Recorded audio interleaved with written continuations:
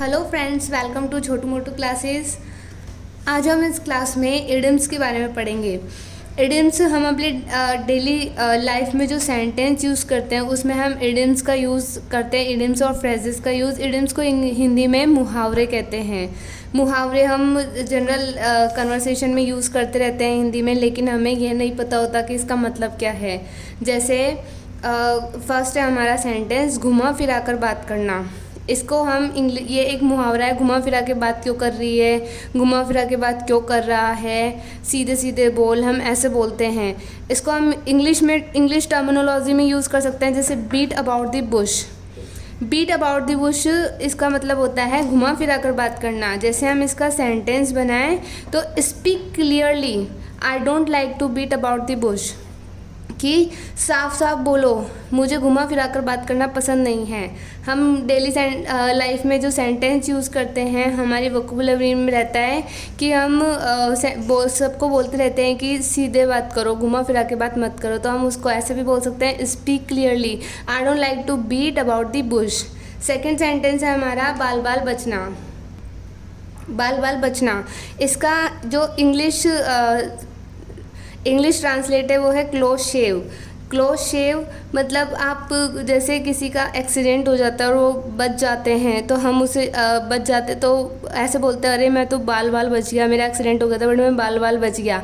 कोई गिरते गिरते बच जाता है, मैं बाल बाल बच गई, गिरते गिरते मैं बाल बाल बच गई। और जैसे यहाँ पे जो मैंने सेंटेंस लिया है, हाउ डज़ ही क्लोज शेव, वह है बाल बाल कैसे बच जाता है। जैसे पुलिस किसी टेररिस्ट को पकड़ती है तो वो टर्म्स यूज़ करते हैं, हाउ डज़ ही क्लोज शेव, बाल बाल कैसे बच जाता है। हम उसे बार बार पकड़ते हैं, but how does he close shave मतलब है बाल बाल कैसे बच जाता है। तो क्लोज शेव का मतलब होता है बाल बाल बचना। दिन दूनी और रात चौगुनी, अब हम बोलते हैं कि दिन दुगनी रात चौगुनी तरक्की हो, दिन दुगनी रात चौगुनी, हम बहुत टर्म्स यूज़ करते हैं लेकिन हमें पता ही नहीं होता कि उसको इंग्लिश में कैसे बोलते हैं।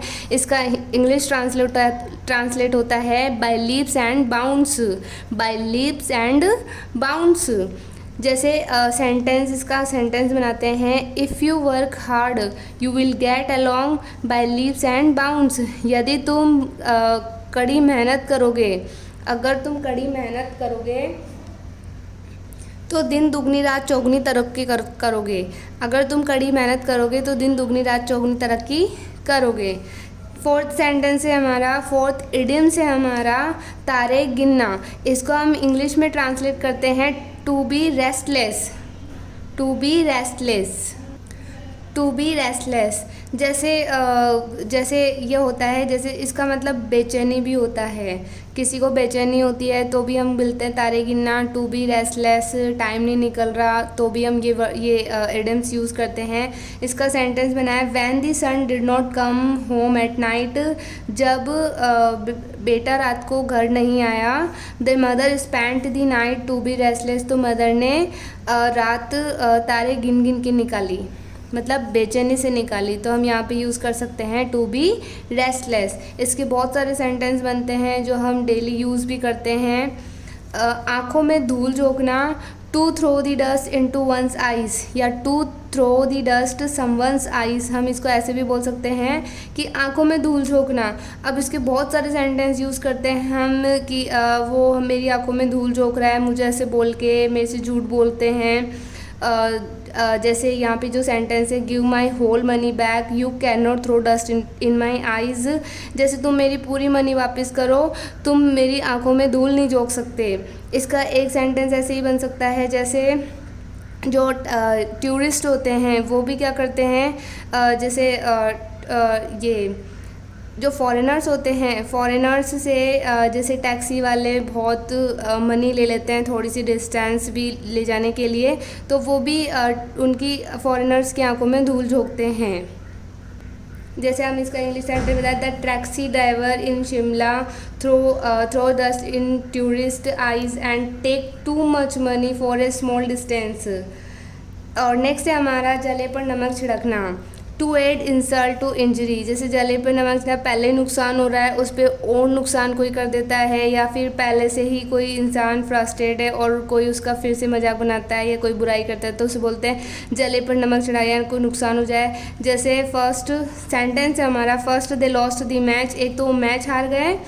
Then to add insult to injury, one of players was suspended for cheating, एक तो टीम मैच हार गई, ऊपर से उस टीम का एक प्लेयर सस्पेंड भी हो गया चीटिंग करने के लिए, चीटिंग करी उसके लिए सस्पेंड भी हो गया। तो यहाँ पे आ जाएगा जले पे नमक छिड़का, to add insult to injury.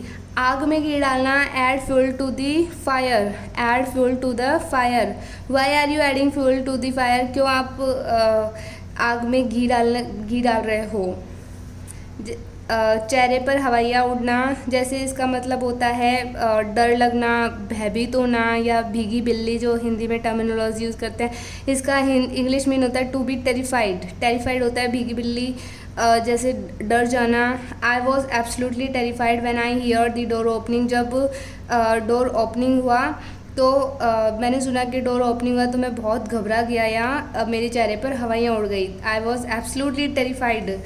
Next है हमारा तलवे चाटना, to flatter, to flatter, I knew she was just flattering me, मैं जानता था कि वो मेरे तलवे चाट रही थी।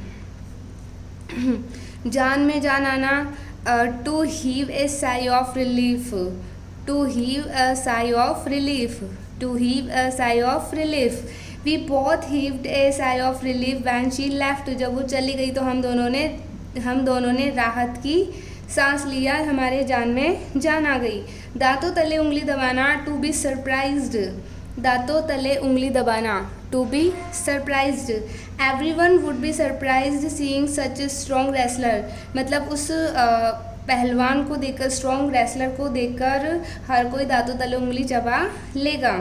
दांतों तले उंगली चबाना, जो ये इडियम है, हिंदी में मुहावरा बोलते हैं, इसका इंग्लिश टर्म है टू बी सरप्राइज्ड। ये हमारे 11 इडियम्स यहाँ पे आए हैं जो मैंने यहाँ पे लिखे हैं इडियम्स। आई होप आप लोगों को पसंद आया होगा। और हम अपनी डेली लाइफ में जो यूज़ करते हैं सेंटेंस, उसमें हमें इंग्लिश के जो इडियम्स हैं उनको यूज़ ज़रूर करने चाहिए। हमारी इंग्लिश इससे इम्प्रूव होती है और धीरे धीरे इससे हमें इंग्लिश बोलना आसानी से आ जाएगी। ये इंग्लिश की एक बेसिक क्लास है और इंग्लिश का बहुत इम्पोर्टेंट पार्ट है इडियम्स। इससे हमारी पर्सनैलिटी में भी इम्प्रूवमेंट होता है। Thanks for watching Chhotu Motu classes. Thank you friends. अगर आपको मेरा चैनल अच्छा लगे, अगर मेरी लेक्चर अच्छा लगा तो प्लीज़, मेरा वीडियो अच्छा लगा तो प्लीज़ चैनल को लाइक कीजिए, सब्सक्राइब कीजिए एंड कमेंट्स कीजिए। आपके फीडबैक भी मेरे लिए बहुत यूज़फुल रहेगा। Thank you.